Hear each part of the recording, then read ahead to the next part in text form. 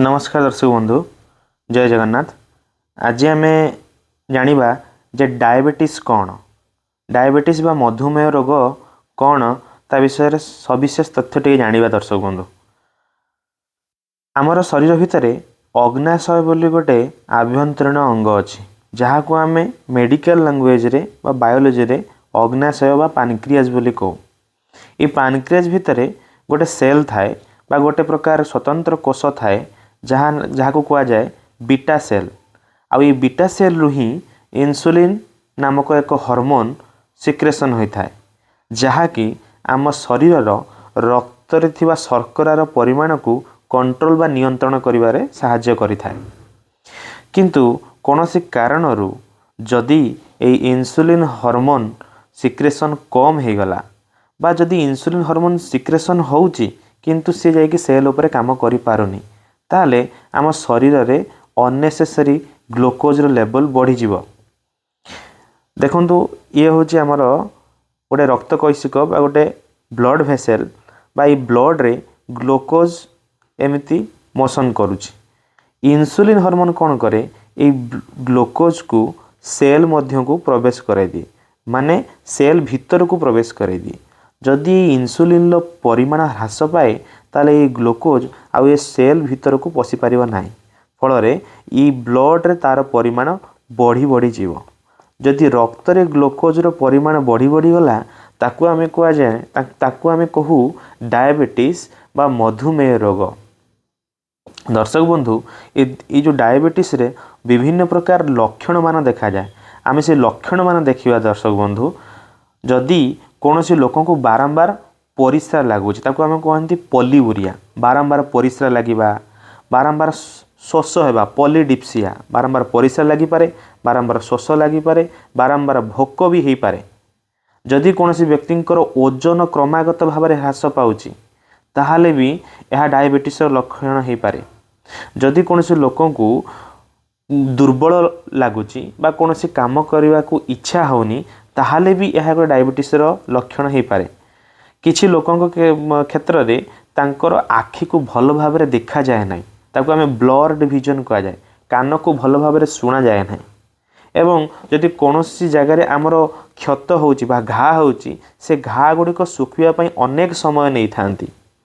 आउ जदि कौनसी लोकों को बारंबार इन्फेक्शन जथा थंडा किंबा चर्म रे कौनसी कुंडिया रोग होउची ताहाले यार डायबिटीज लक्षण भी हो पारे। दर्शक बंधु, आउ जदि कौनसी लोकंकर हाथ किंबा गोड़, हाथ पापुली किंबा गोड़ जदि से छुंची फुड़िला बढ़िया लगुच, टिंगलिंग सेंसेशन ताकू कहा जाए, ताहाले भी यह एक डायबिटीज लक्षण हो पारे। दर्शक बंधु, ए सबू लक्षण बा ई डायबिटीज मुक्ति होबा पई घरोई उपचार कौन आमे ता देखिबा। दर्शक बंधु, एथिरे घरोई उपचार रे आमको बैलेंस डाइट नबार अछि, माने प्रोटीन युक्त सुषम खाद्य, कौनसी तेल जातीय खाद्य आमे खाइबा नहीं, ताको आमे एवॉइड करिबा। नड़िया तेल हैला बा सोरिष तेल हैला, ये जो तेल जातीय खाद्य बा घिओ, ये जो जिनस को आमे जिते परिमाण रे एवॉइड करिबा कथा। हाई फाइबर इनटेक, जिते तंतु जातीय खाद्य खाइबा कथा, जथा भेंडी जह्नी, ये तंतु जातीय खाद्य को निहाती भाव में कंचा पनीपरिया को निहाती भाव में खाइबा उचित। काकुड़ी हैला, सालाड हैला, निश्चित भाव में निज खाद्य निज लंच किंबा डिनर किंबा ब्रेकफास्ट सहित सालाड ऐड करंतु। दर्शक बंधु, ता सहित रेगुलर एक्सरसाइज, ये जो नियमित व्यायाम एक्सरसाइज इज मैंडेटरी। प्रत्येक व्यक्ति खाई सारिबा परे निहाती भावे 15 ରୁ 20 मिनिट चलवा कथा, ताकू आमे कहू पोस्ट प्रांडियल वाकिंग। दर्शक बंधु, आम ओडिया रे गोटे ढग अछि, खाई खाइले बढ़ई पेट, खाई सोइले जमर भेट। तेणु आमे आमे कौन करिबा, घरोई उपचार रे डायबिटीज बा रक्त रो शर्करा बा ब्लड ग्लूकोज लेवल को कंट्रोल करिया पई आमे खाई सारला परे सडनली सोई पड़िबा नाही। सडनली आमे कौनसी विश्राम न करी आमे कौन करिबा, किछि बाट चलिबा, 15 ରୁ 20 मिनिट चली सारला परे विश्राम करिबा। तापर दर्शक बंधु वेट मैनेजमेंट निहाती भाव में निजर ओजन को ह्रास करंतु। जदि जड़े व्यक्ति परिश्रम करी 5 ରୁ 7% भी निजर ओजन ह्रास करती ताहले भी डायबिटीज कंट्रोल हो पार, माने निजर ब्लड रे जो सुगार से कंट्रोल हो पार। आ प्रचुर मात्रा रे पानी पीवा उचित आ कौन ना रेगुलर मॉनिटरिंग। दर्शक बंधु निजर रक्त शर्करा को नियमित भाव में परीक्षा करी रखंतु।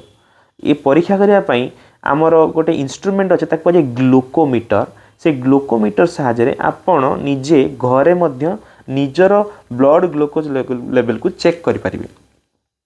अधिक जानिबा निकटस्थ स्वास्थ्य केन्द्र डाक्तर सहित परामर्श करंतु एवं निश्चित भाव में डायबिटीज रु मुक्ति होंतु। कहीं ना डायबिटीज एक एमिति क्रॉनिक बा दीर्घस्थायी रोग जार कौनसी भी चिकित्सा ना, केवल निज जीवन शैलीर परिवर्तन जो आम यहाँ नियंत्रण कर रखिपर।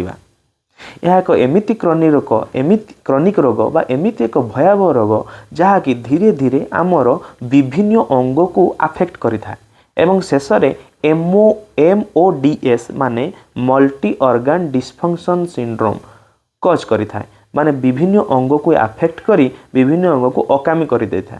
जथा आखि को जदि आफेक्ट कला ताले आम आखि को ब्लर्ड विजन माने भलरे देखा हबो नाही। जदि कानर नर्व को आफेक्ट कला ताले कान को भल भाव में शुणा हेबो नाही। जदि किडनी को आफेक्ट कला ताले आमको हबो एंड स्टेज रेनाल डिजीज, ता माने क्रिएटिनिन लेवल बढ़ी जीवो, यूरिया लेवल बढ़ी जीवो, जो टॉक्सिक सब्सटेंस बा जो विष जिनस गुड़ाक आम शरीर में तैयारी होता जो दूषित पदार्थ गुड़िक जहाँ किडनी साहाय्य बाहर को जाऊला से बाहर को जाई परिबन। दर्शक बंधु फल यह आम शरीर में संचय होकर रहिला एवं शरीर में विभिन्न प्रकार रोग कज करिवो, रोगर कारण होता है। यदि हार्ट को अफेक्ट कला दर्शक बंधु ताले ये हार्ट अटैक भाया दुरासाध्य रोग को मध्य कज करिपारे। एवं यदि ब्रेन को अफेक्ट कला ताले ब्रेन रे हेमोरेज माने ब्लीडिंग करेदब बा मस्तिष्क घात आक्रांत करेଥାଏ। तेणु दर्शक बंधु यही रोगरू निजको निश्चित भाव में रक्षा करंतु, नियमित चेक करंतु एवं निजर खाद्य पानीय एवं निजर जीवन शैली उपरे निश्चित भाव में दृष्टि रखंतु। जय जगन्नाथ।